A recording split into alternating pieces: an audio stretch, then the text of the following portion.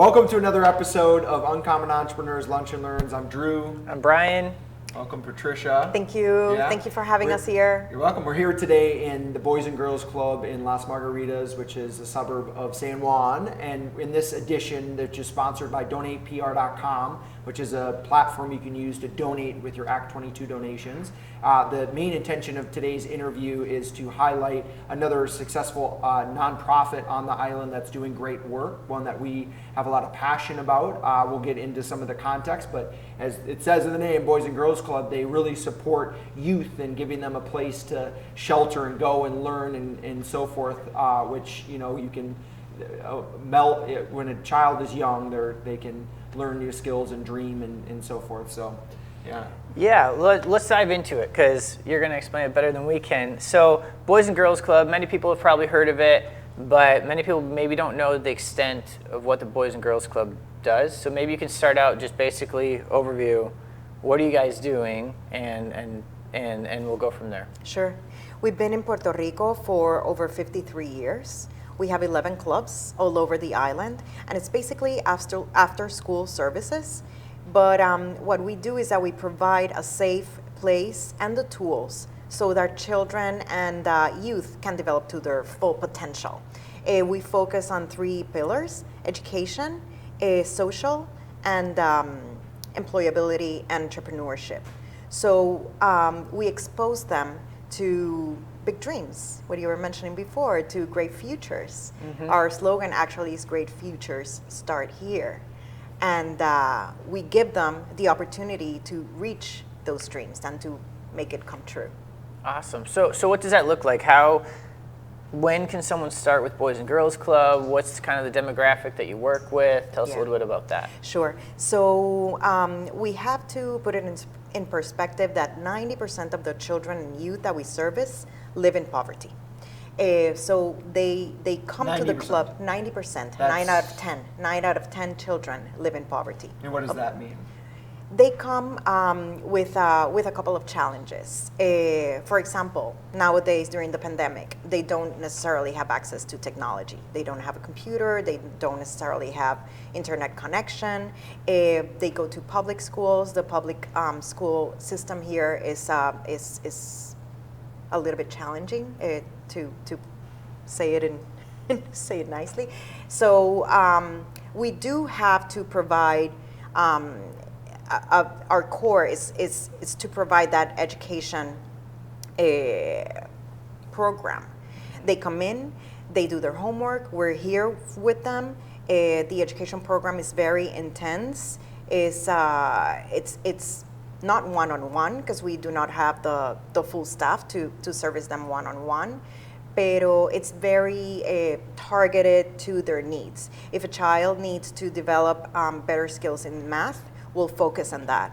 We keep communication with the school. Okay. We have a communication with the family. So everyone comes into the picture to make that kid move forward. Same with Spanish, for example, or any other area that he or she needs support. We also offer leadership skills, which is crucial nowadays, or forever, but especially nowadays. We have a couple of clubs. One is the Keystone and the Torch Club. They're divided by age, and that's where they develop all the leadership skills, life skills, which are very important for them to develop comprehensively.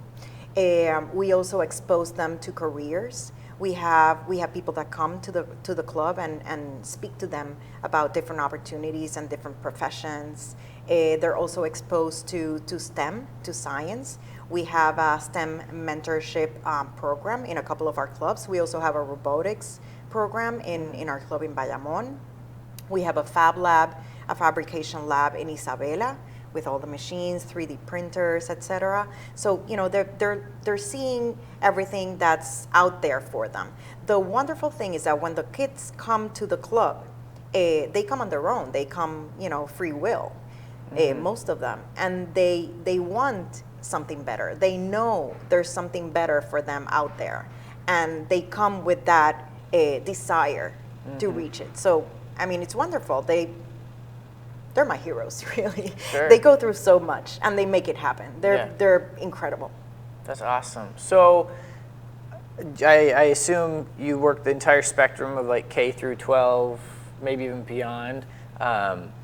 What's a typical day in like this facility look like?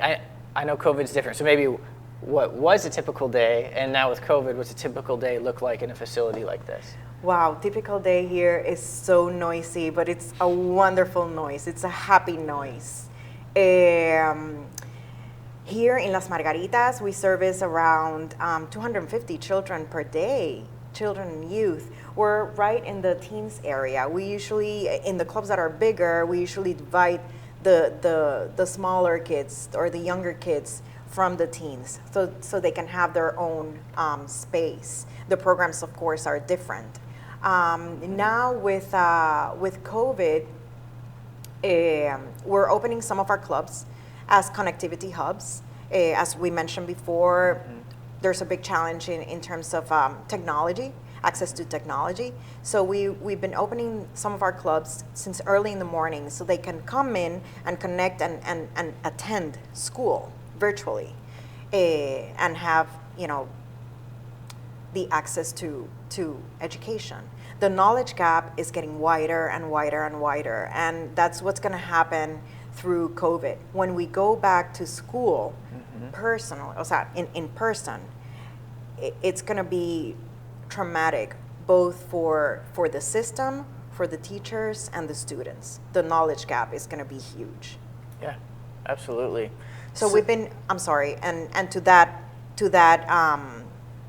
sense, we've gone virtual since the lockdown started in mid-May. Since the end of May, we've gone all virtual.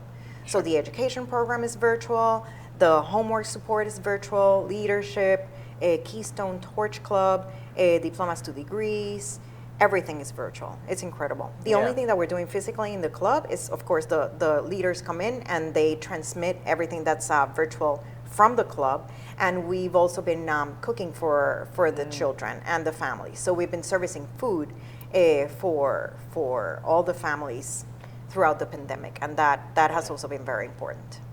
Great. So you mentioned the team comes in. What's the team consist of? I assume mentorship roles, but what all goes into making this run?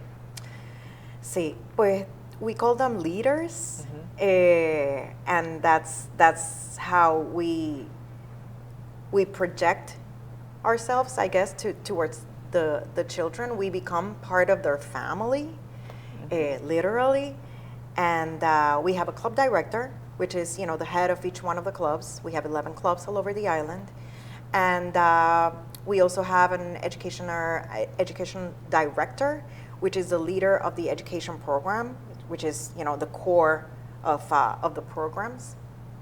And then we also have leaders that are more specialized. For example, we think the arts are very important for youth development. You learn how to communicate your feelings. You learn creativity. Perhaps you learn teamwork if you're doing a project as a team. So we have leaders in such. We have, of course, the cooking staff, which comes to most of our clubs. 8 of them have kitchens in-house, and that's where we cook from. We also have specialized teachers, perhaps in some materials like math, for example, or Spanish, specialized teachers. So the staff varies from club to club depending on the size. Some of the clubs are bigger and some are smaller. Before COVID, we used to have, of course, I guess more staff because we had, for example, sports, and we did have someone to run that. Now we have integrated virtually mindfulness, so yoga and some mindfulness exercises to have them, breathe in, breathe out, and be in control of their emotions as much as they can. Because all of us need to do that anyway, throughout our lives. It's but powerful. Yeah. So is mentor? Is this a time where people that maybe are watching could become a mentor, or how could somebody get involved? Yeah. Definitely. You can go to our website. It's BGCPR, so Boys and Girls Clubs Puerto Rico, bgcpr.org. We'll put that in the link. Yeah, perfect. And you can just see there all the programs that we provide and services. I think, again, virtually, there is an opportunity for that type of interaction and that type of effort. And we were discussing this before. We can pinpoint perhaps specific children and youth that have special interests or special skills, and we could connect them to the right mentorship opportunity or internship opportunity. That would be wonderful and amazing. So Definitely just something. Pivoting, so entrepreneurship. I know you guys have kind of like a program behind that. What is that, and how has it been effective? Yeah, so it's called Project Makers. And it starts, we have a couple of modules depending on the ages. So we start exposing our children to the idea of creating their own business since they're 9 years old. I mean, it could be through an activity very simple, such as making a cookie. But then you bake the cookie, and what do you do with it? Aside from eating it, or perhaps having like a really good recipe, you can create your own business. We have one of our Youth of the Year, actually from Isabela. He got exposed to cooking through our food program. He became really good friends with the chef over there in Isabela. And he discovered himself, he didn't know this, he discovered that he really liked cooking. He's going to school now. He's going for business administration. He's in college right now, pero he already has his own bakery business. So that sort of exposure to opportunities is what makes them dream big. That's awesome. And it's all about that, having those dreams, providing tools and mechanisms so children and youth know they can reach those dreams. Exactly. Because we can. I mean, we have dreams for a reason, and we can work towards them.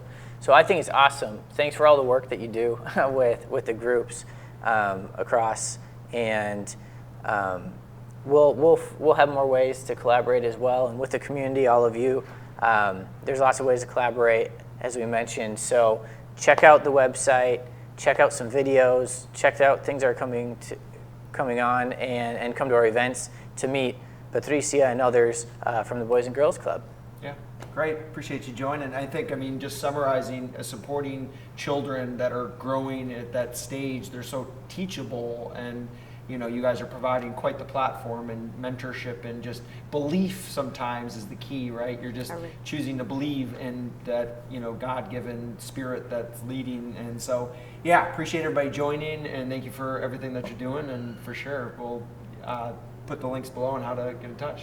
Thank you guys for the opportunity. Thank you. Really appreciate it. Thanks, everyone. Thank you.